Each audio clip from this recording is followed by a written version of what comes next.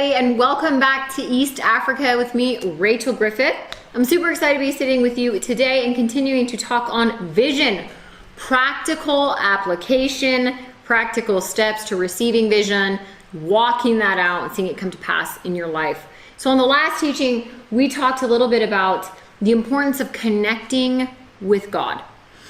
That if you're going to hear what He has for you, it's going to take connecting with Him, sitting with Him, putting confidence in the fact that He is speaking to you, that He desires to speak to you, and that when you hear from Him, when you're connecting in a relationship with Him, not only do you receive vision, but it builds your trust with God.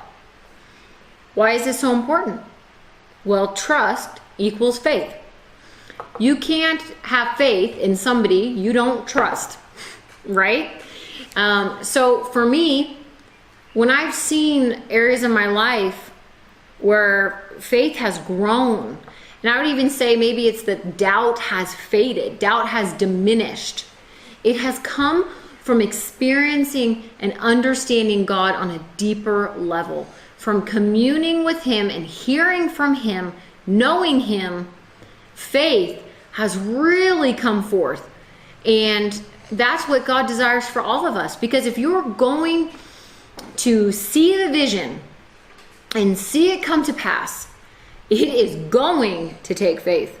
It is going to be trusting in God and what He has spoken to you. And if you don't trust Him, there is no way you're going to be able to proceed down the path that you believe He's put in your heart. So He's speaking to you. He loves you. He desires that relationship where you guys can build trust so that faith grows. And in a great example of this is we are going to look at the life of David. One of my favorite examples is seeing David grow in his relationship with God and then seeing incredible things happen in his life. Let's go to 1 Samuel 16.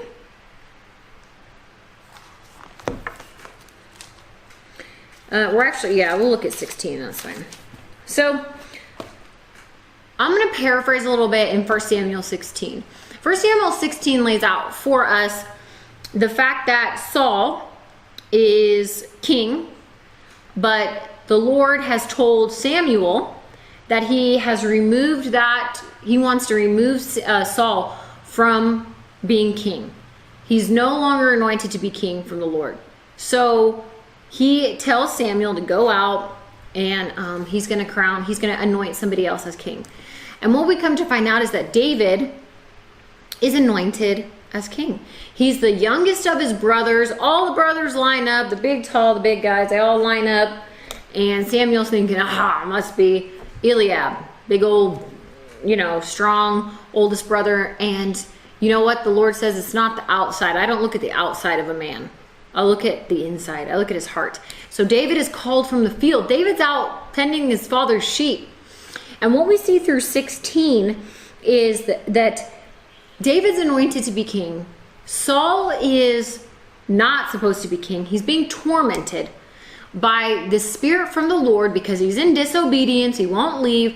So the Lord has actually sent this spirit to disrupt him. And he says, I need somebody to help soothe me. This guy knows, hey, I've heard of this boy David, and he's an incredible harpist, which is interesting to me that David's in the field with the sheep, yet people know that he's an amazing harpist and a worshiper.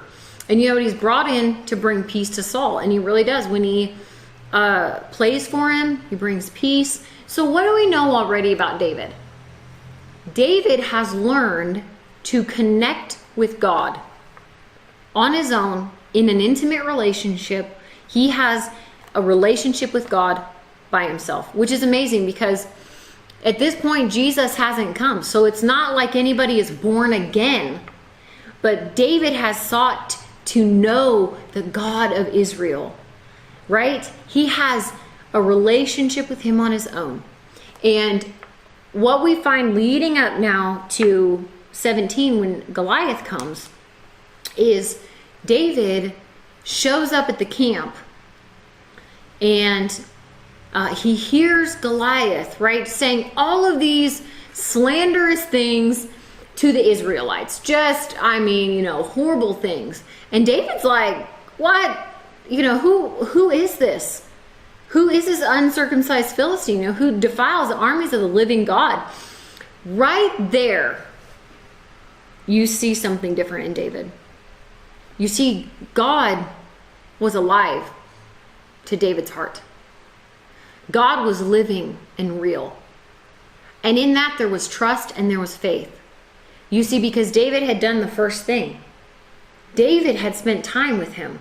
See, this relationship, this connecting with the Father is what is going to bring you into confidence moving forward. Even if you face a giant, even if you face troubles or struggles or challenges, they're going to rock you because you're going to say, you know what?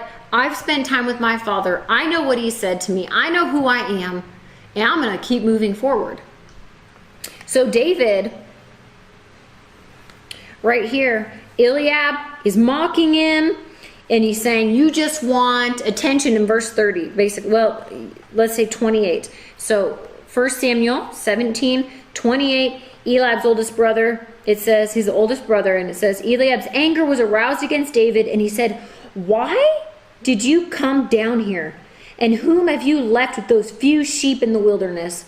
I know your pride and the insolence of your heart, and you have come down here to see the battle. Let me just tell you something. This is a great example. When you're pursuing the vision that God has put in your heart, people are going to come against you at times.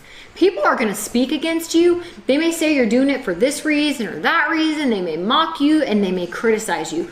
But this relationship with God that David had was such a solid rock that even when his own brother, his older brother, totally tears him down, probably he's jealous and all of these things, you know what? David is unmoved. And you will be unmoved as well if people come against you.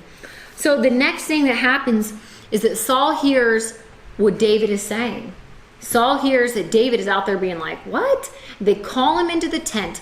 And Saul, Saul's a little bit concerned, but nobody else has stepped up at all in all of the camp.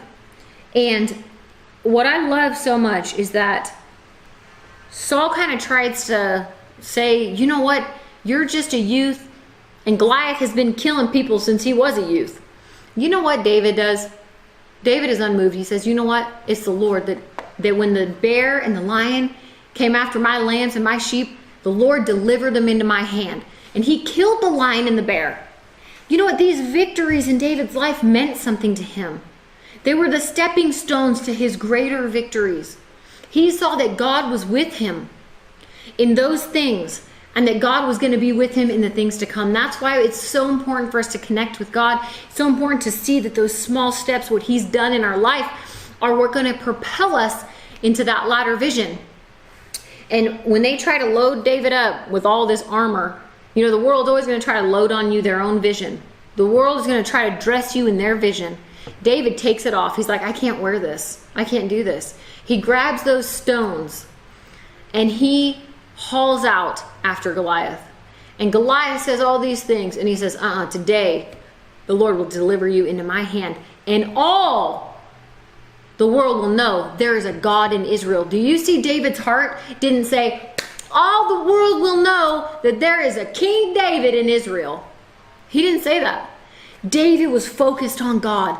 God was his focus. God was alive. His vision was to make God great and not himself. And he had faith to step onto that battlefield. He went in the strength of the Lord because he knew God. And God was alive on the inside of him. You guys, connect with God today. I encourage you, your vision will grow, your faith will grow. All right, you guys, I'm so blessed to be with you, and I will see you next time.